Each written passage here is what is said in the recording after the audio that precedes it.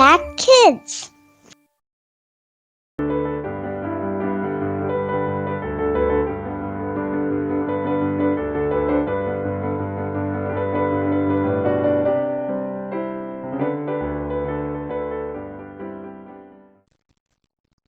Halo anak-anak, selamat pagi. Kita jumpa lagi di acara Impact Kid. Gimana kabar kalian? Sehat? Sukacita? Puji Tuhan. Anak-anak, pagi ini kita akan belajar kembali kebenaran firman Tuhan. Ya, pagi ini Om Edi kasih judul Drive Thru Resto. Ya, tapi sebelumnya, yuk kita berdoa terlebih dahulu. Tuhan Yesus yang baik, terima kasih atas pemeliharaan dan berkat Tuhan kepada kami sepanjang malam hingga pagi hari ini. Terima kasih Tuhan Yesus sudah melindungi, menjagai, bahkan memberkati kami saat kami tidur. Pagi ini kami mau belajar Tuhan akan kebenaran firman-Mu. Mari Tuhan hadir di sini, memberikan hikmat pengertian kepada kami, supaya kami mengerti akan kebenaran firman Tuhan. Dan kami percaya bahwa Roh Kudus-Mu akan menolong kami untuk dapat melakukannya dalam kehidupan kami sehari-hari. Terima kasih Tuhan Yesus, dalam nama Tuhan Yesus Kristus kami kembali berdoa dan ucap syukur. Amin. Anak-anak, siapa di sini yang pernah ya beli makanan di drive to resto? Ya, banyak ya sekarang ya. Ada yang makanan cepat saji yang di drive thru kan. Jadi orang itu karena sibuk ya, sebenarnya drive thru itu menyiasati orang yang sibuk ya. Dia tidak ada waktu untuk makan di restoran, makan di tempat. Jadi dia cuma mau lewat aja beli makanan. Ya, setelah itu dia berangkat lagi. Ya, menyiasati seperti itu. Makanya orang-orang sibuk itu langsung dimanfaatkan ya oleh resto-resto dengan cara mereka membuat drive to resto. Ya. Nah, jadi orang yang mau beli makanan itu ya, ada di satu sisi, ini anggap aja nih resto ya. Nah, dia order di sini. Di sini order, mobil masuk, di sini tempat order, terus mobilnya muter ke sini ya. Nah, nanti di sini ngambil barang, ngambil pesanannya, setelah itu mereka pergi. Ya. Jadi itu namanya drive thru resto ya. Jadi tanpa berhenti dia order makanannya. Nah, biasanya ya, kalau kita order makanan di sini gitu ya. Saya pesan 5 ayam goreng, 5 burger gitu ya. Tanpa nasi ayamnya gitu kan. Terus kopi 5 gitu ya. Oke, saya pesan di sini. Udah gitu dibayar di sini dan ini langsung nyiapin ya, ini mobil lewat ke sini terus ngambil barang di sini. Ya. Tetapi ya, pada saat kita terima barang, misalnya pada saat kita terima barang, burgernya cuman ada 3 gitu. Ayamnya mesen 5 cuman ada 2. Wah, kita marah, kita kecewa gitu kan ya. Gimana sih ini restoran ya? Kok saya pesen tidak sesuai dengan pesanan saya yang saya dapatkan. Wah, kecewa, marah-marah ya.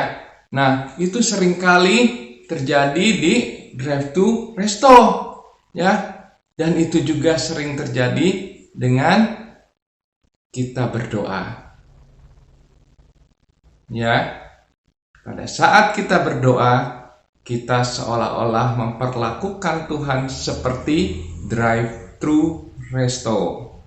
Ya. Saat kita order, saat itu juga kita harus mendapatkan.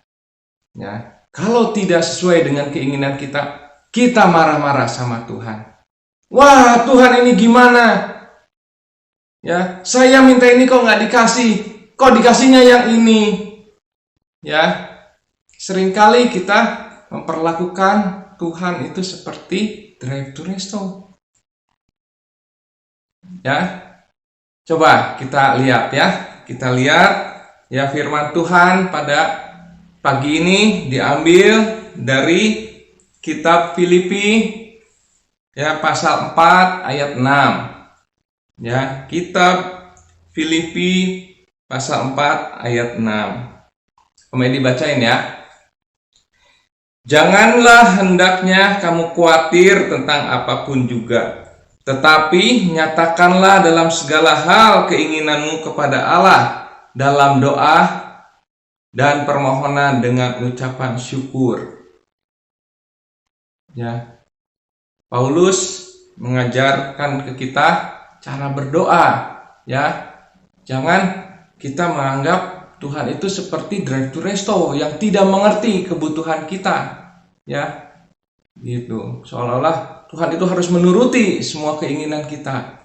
Nah, Paulus dalam Filipi 4 ayat 6 ini mengajar ya cara kita berdoa ya kepada Tuhan. Ya, ada 4 hal di sini yang ditekankan oleh Rasul Paulus. Ini mirip-mirip dengan doa Bapa kami, ya. Doa Bapa kami ini ada 4 hal yang harus kita lakukan dalam berdoa. Yang pertama, ya, kita harus memuji Tuhan, ya, karena Tuhan itu luar biasa, Tuhan itu maha kuasa, ya.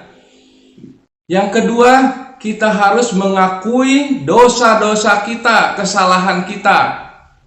Ya, dalam doa itu kita harus mengakui kita itu orang berdosa, ya, dan mengakui, meminta permohonan ampun kepada Tuhan. Ya. Yang ketiga, baru kita menaikkan permohonan kita. Tuhan Yesus, saya pengen ini, Tuhan Yesus, saya pengen itu, Tuhan Yesus, saya pengen ini, Tuhan Yesus pengen itu. Ya. Dan yang keempat, ya, kita harus menyerahkan semuanya itu kepada Tuhan. Biarlah kehendak Tuhan saja yang terjadi atas doa kita. Ya, bukan permintaan kita yang terjadi, tapi biarlah kuasa Tuhan yang terjadi atas doa-doa kita. Kenapa? Karena Tuhan yang tahu yang terbaik buat kita, ya, bukan menurut kita, tapi menurut Tuhan. Kenapa? Karena Tuhan maha kuasa, Tuhan maha mengetahui, ya, Tuhan mengasihi kita, makanya Dia mengasihi yang terbaik buat kita. Oke, anak-anak, luar biasa ya pelajaran dari Rasul Paulus di Filipi 4 ayat 6 ini. Ya, jadi kita bisa belajar berdoa yang baik dan benar, yang berkenan kepada Tuhan, ya, supaya doa kita didengar dan yang terjadi kehendak Tuhan, menyenangkan Tuhan saja. Yuk anak-anak, kita berdoa. Tuhan Yesus yang baik, terima kasih atas firman Tuhan pada pagi hari ini. Terima kasih Tuhan Yesus sudah mengajar kami cara berdoa yang luar biasa, yang menyenangkan Tuhan. Dan biarlah segala doa yang kami panjatkan kepadamu, yang kami naikkan kepadamu itu menyenangkan hati Tuhan. Dan biarlah kehendak Tuhan saja yang terjadi atas segala doa dan permohonan kami ini. Terima kasih Tuhan Yesus. Sebentar kami mau beraktivitas kembali. Biarlah Tuhan yang menolong, memberkati setiap kegiatan kami dengan keberhasilan yang daripadamu saja dan memuliakan nama Tuhan. Terima kasih Tuhan Yesus. Hanya dalam nama Tuhan Yesus Kristus kami kembali berdoa dan ucap syukur. Amin. Oke anak-anak, kita jumpa lagi di acara Impact Kids berikutnya. Tetap sehat, tetap semangat. Tuhan memberkati. Dah.